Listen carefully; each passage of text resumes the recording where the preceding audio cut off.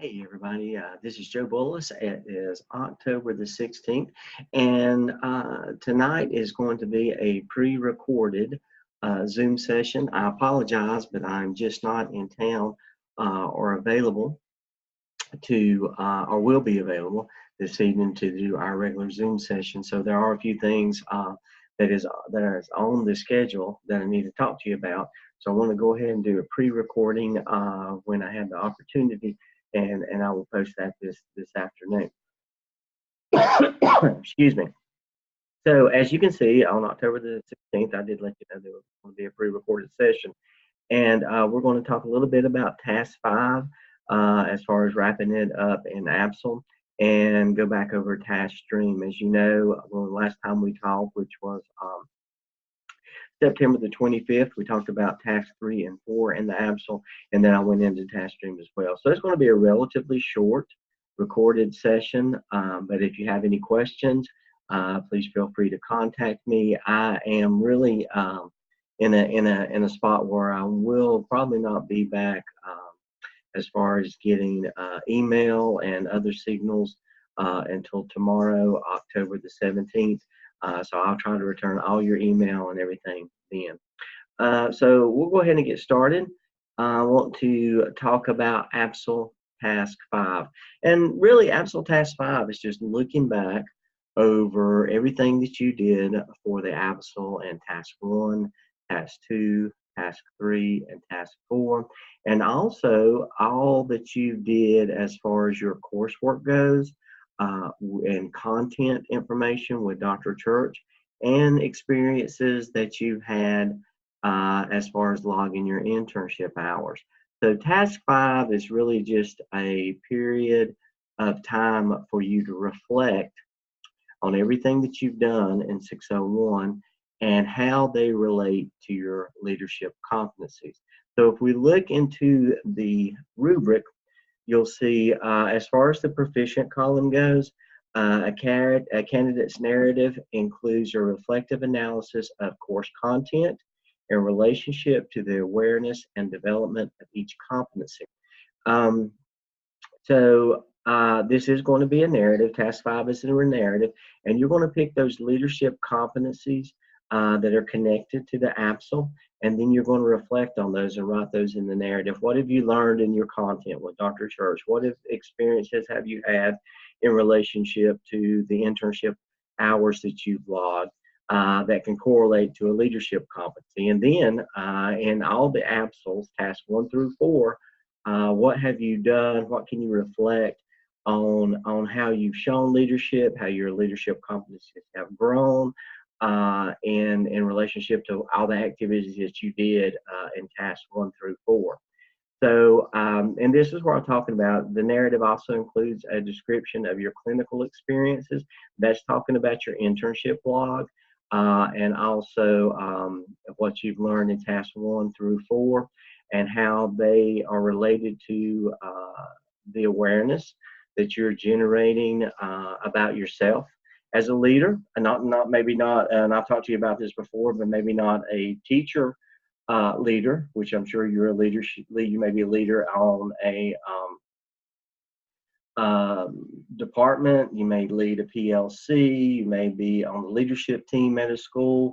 But in relationship to looking at it through the lens of being a school administrator, how has your experiences over the 601 course changed or helped build some of the competencies that you would have as a school administrator? And it does say here that a candidate narrative successfully addresses 12 of the competencies. If you'll remember, and I think I went over this with you before in Task Stream, but if you'll remember and you'll scroll back to the beginning of the ABSL, it talks about those leadership competencies. Now we're talking about the 21 competencies that we've discussed before. The 21 competencies, that's what you're going to draw from. We talked about those in relationship to your competency folio. This is different. Now this is for the ABSL Task 5. It's not for the competency folio. So if you'll look back at the beginning, and of course I'm in the scale handbook, look back at the beginning for 601. Here are the competencies. The ABSL requires evidence of competencies in the following 8 areas. with an additional 4 competencies to be selected by the candidate, totaling 12 competencies evidenced in the folio and task stream, but also in task 5. So communication, change management, delegation, dialogue inquiry, judgment, systems thinking, technology, and visionary, and then the additional 4. Any additional 4 that you pick that you believe is an area that you've grown through your experiences in 601, not just your experiences in tasks 1 through 4, but your experiences as you've logged your internship hours, your clinical experiences, and also your content experience. And that's task 5, is just writing those up. You don't have to do any artifacts. You don't have to provide any artifacts. Some people do. It's fine if you do. If you talk about something that happened, one of the things that you want to reflect on and you feel like an artifact would contribute to that narrative, it's fine if you put it in there, but you don't have to. And if we'll go back to the prompt in task 5, you can read up on the task description, but it's basically what the rubric says. Candidates reflect on the absolute experience by critically assessing personal development by fusing course content with the clinical experience in relation to the North Carolina Standards for School Executive competencies that were evidenced by the candidates. Candidates must cite sources and clinical experience that influence the self-analysis of each competency. So if there's any, if you refer to any literature that expresses, or as an example, maybe you want to talk about an experience that you had in your PLC, and that kind of you drew from the work of Dufour, then you would cite him only if if you use that in your narrative. So it's not mandatory. So once again, as you complete the ABSL and you finish up on task 5, you pick 12. Well, you do a reflection on the 8 competencies that's listed at the beginning, and then you pick the additional 4 competencies for a total of 12. And that's just a narrative. The subheading would be each of those competencies: communication, and then you talk about that.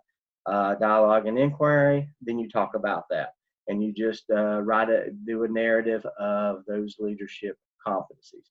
Now, you will use this in another area as well. Now, once you do that, once you do task 5, you've completed task 1 through 4, you complete task 5. Well, you would put task 5 into the Blackboard when Dr. Church gives you the go-ahead. We would go through just like we have task 1 through 4. I would give you feedback. You would revise if necessary. And then once you finish task 5, I will say, okay, ready for the Dropbox. You take, once you do any revisions, if it is necessary, usually the reflection piece, there's not really any revision needed. I just check to see if you adequately address those competencies. And then I would ask you to put it into the Dropbox for grading.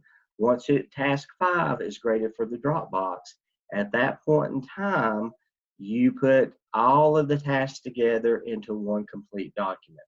That's when you make the ABSL a complete whole document with one title page, one profile of the setting, school information, the school setting, things like that.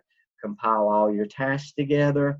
Then you would have one reference page for all of the tasks, and then any artifacts that you would have in the appendix, you would put that. So all the work that you did in the individual task, you put them together as one whole document, submit it to me as the ABSL final evidence narrative. And that's in Blackboard in the Dropbox. And then I would grade it. If it needs any revision or whatever, it shouldn't, because we've already revised it as each individual task. So once you put it together, and make sure, now some people will get excited or whatever, for whatever reason, they'll leave out a task. Before you submit it to me in the final evidence narrative, make sure that all the tasks are represented, the title page is there, the reference page is there, any appendix is there, it's all APA, it's all been proved, it's all been written in third person, make sure all of that is there. And then you submit it to me as a final evidence narrative in the evaluation Dropbox. I will grade it, just take a final look at it, make sure it's in good shape, and then I will tell you, ready to submit to task stream. So once I tell you ready to submit to TaskStream, you will take that complete document. As I've told, this is nothing new to you. We've talked about this before, but you will take that in TaskStream and you will upload that ABSL complete document in your DRF. Remember, that's the direct response portfolio. That will be, let me pull that up, or the sample that I have. Let me pull that up. That will be right here. You'll submit that ABSL as a complete document after I give you the green light to go ahead and do that. And you will get that when I grade your final evidence narrative in Blackboard. And you get a grade of 100. And in the comment section, I will say ready for TaskStream. You will then take that document, that same document, don't make any adjustments to it or anything like that, unless for some reason there might need to be some revision or I caught something that needs to be tweaked at the last minute. If that's the case, we'll communicate about that and I'll give you instructions on what to do. But let's say you get 100 and it says ready to TaskStream. You take that ABSL, the complete ABSL, and you'll load it up here. And that is where it is to be evaluated for licensure. So after that, after you reach that point, what do you do now? Well, that's where you will go in and you will take those artifacts also from the ABSL, and you can begin, if you haven't already done so, and you probably should go ahead and start that in the next week or two. I'll send out an email. I'll be looking at it to see. But you take those artifacts into your competency folio and you load them up accordingly here. Whatever artifact that you have for communication, so on and so forth, as it relates to the ABSL. You load it up here. You do not have to put any of that reflection that you did in task 5. Now, you're going to use that again, whatever those reflection segments were for each competency that you put into task 5, you're going to use that again, but not here. This is just where you load up the artifacts. The video clips, the pictures of you leading the meeting, the agendas, the minutes of the meeting, anything else that you might have that is an artifact, any data profiles that you created that you want to load up can be loaded up here as they're related to the competencies. Doesn't have to include any narrative. If you want to put a caption, that's fine. So that's what you would be, you would kind of work on at the end of the semester. Now, also, I'm going to go back to the DRF. This was the competency folio. Remember, you access that here in the banner. If you go back to your DRF, direct response portfolio, or folio, excuse me, you will see here you have the competency analysis and the School of Ed dispositions. Now, the competency analysis, what you wrote in task 5, can be put here, because both of these, the competency analysis and the School of Ed disposition, is just really a self-assessment. One, you're kind of self-assessing. You're taking that reflection from task 5 and the competency analysis, and you're reflecting on each of those competencies. You would pick up the form, and in the form it has the competencies. Now, some competencies you would not reflect upon and you would not put MET on, because you haven't engaged those yet. So this is to show growth. You will do this again. You'll do it in 601. You'll do it again in 605. And by that time, you will have shown growth in your competency analysis. So if you feel like you haven't touched that for whatever reason, it's okay. The only thing that you get, this is kind of like a pass-fail thing, is if you did it and you adequately addressed and shown evidence, then it's a pass. If you didn't, I'll let you know if you need to add something. I'm not going to say it's a fail, but you'll have to go in and add some stuff. I'll let you know that. So it's okay if you don't have a competency. If you don't have anything in a competency, if it doesn't relate to the ABSL, then it's okay if you don't have anything there. So don't worry about that, okay? But in each of those competencies, in the comment section, that's where you can copy and paste from task 5 of the ABSL. You can copy and paste that into the comment sections of the competency analysis. So it's really that you don't have to redo anything. It's just taken from task 5 in the ABSL and putting it in the competency analysis for 601. Now, you also have a School of Ed dispositions. You can access that form here, and that is a true self-assessment. You don't have to write anything. You don't have to copy and paste anything. It's just on some different dispositions of being a leader that aren't addressed maybe in the competency analysis. You give you the opportunity to kind of self-assess yourself there. It's just a matter of filling it out. Once you get into it, it'll really make a whole lot more sense if you take a look at it. Just know that, okay, in the DRF, the ABSL that you completed, task 1 through 5, once I give you the green light to do it, needs to be submitted here.